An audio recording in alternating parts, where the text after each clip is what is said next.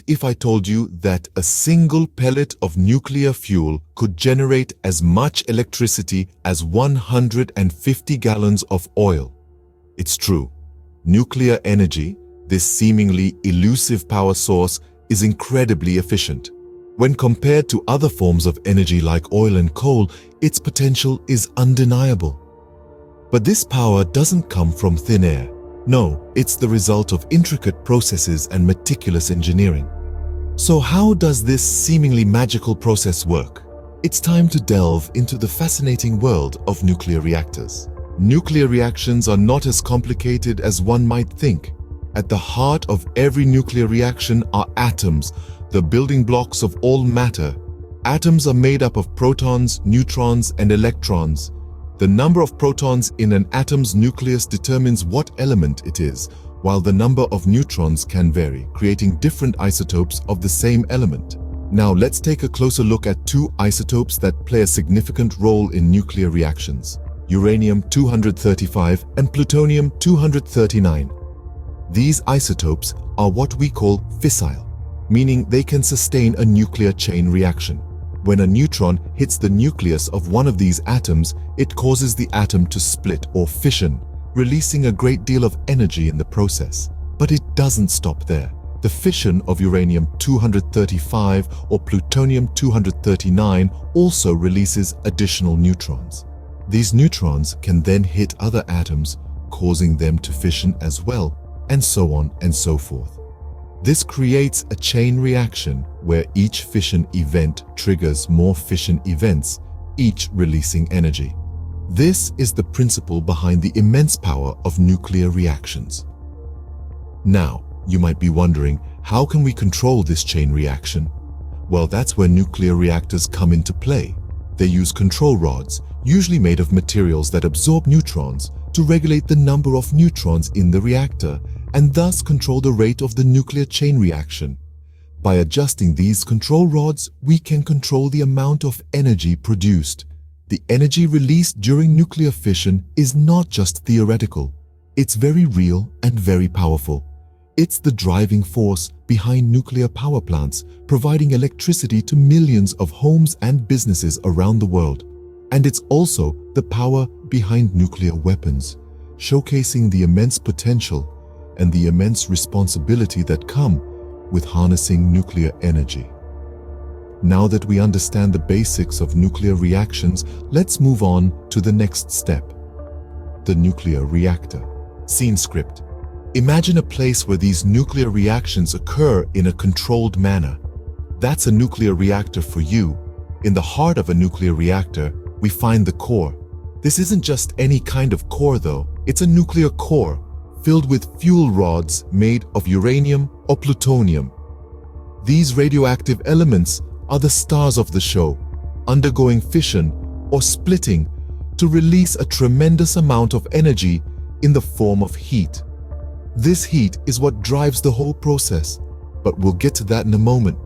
Around this core, we place control rods. Think of them as the conductors of this nuclear orchestra. They're made of materials like boron, silver, or cadmium, all of which are excellent at absorbing neutrons. By adjusting the position of these rods, we can control the rate of nuclear reactions, slowing them down or speeding them up as needed. They're our safety switch, our brake pedal, if you will. Now, what do we do with all that heat the core is producing? Enter the coolant, the unsung hero of our nuclear reactor. This could be water, but it might also be a gas, a liquid metal, or even a molten salt. The coolant's job is to transport the heat from the core to a steam generator. It's a sort of nuclear courier, ensuring the heat doesn't go to waste. Last but certainly not least, we have the containment structure. This is our final line of defense, a robust shell designed to withstand even the most extreme conditions. It's there to keep the radioactive materials in and everything else out, a crucial safeguard for both the reactor and the environment. With these components in mind, we're ready to take a step-by-step journey through a nuclear reactor. So, buckle up because it's going to be an enlightening ride. Remember, the core, the control rods, the coolant, and the containment structure are all key players in this nuclear symphony. Together, they make the magic of nuclear energy possible. Now, with these components in mind, we can start our step-by-step journey through a nuclear reactor. The nuclear reactor, a marvel of modern engineering, operates in a series of steps. Let's dive into this fascinating journey where we transform a single atom into a powerhouse of energy.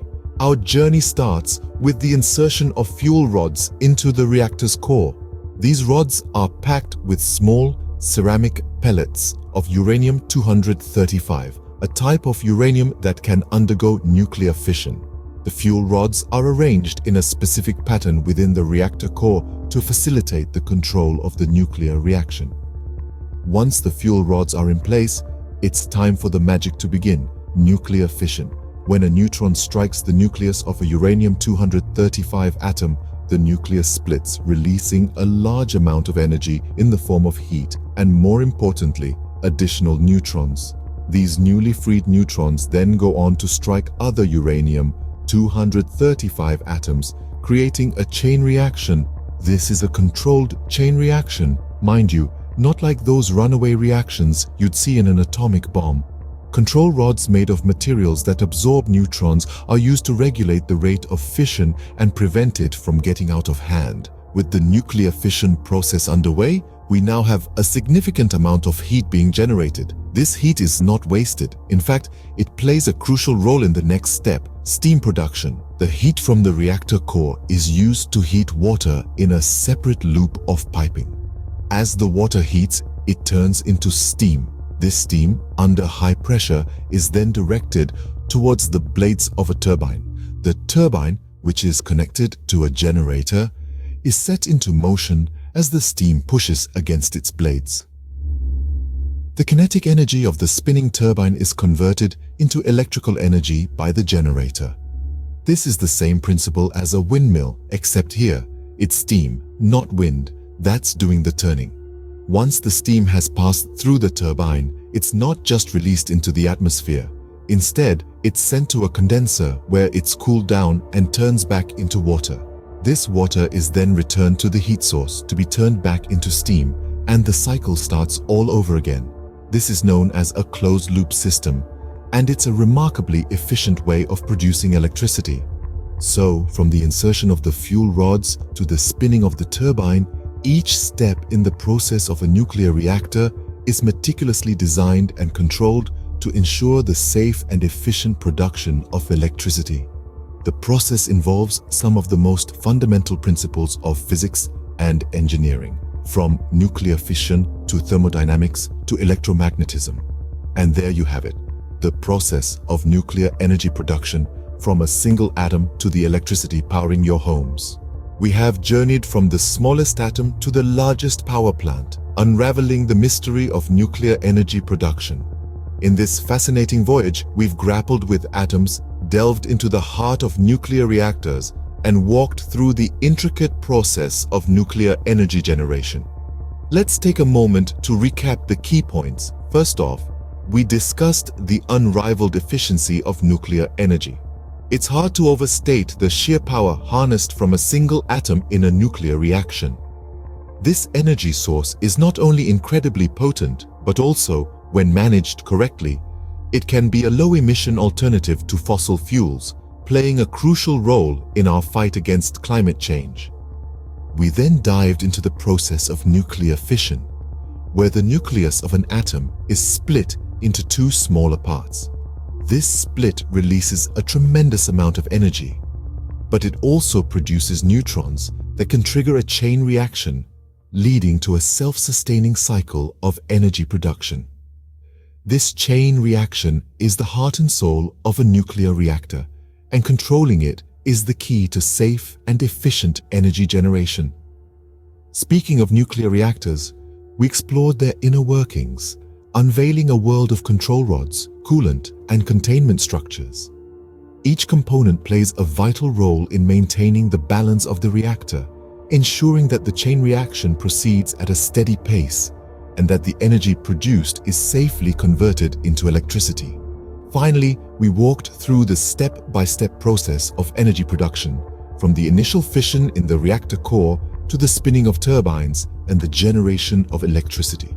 It's a complex dance of physics and engineering, a testament to human ingenuity and our ceaseless quest for knowledge and progress. But all this is more than just scientific curiosity.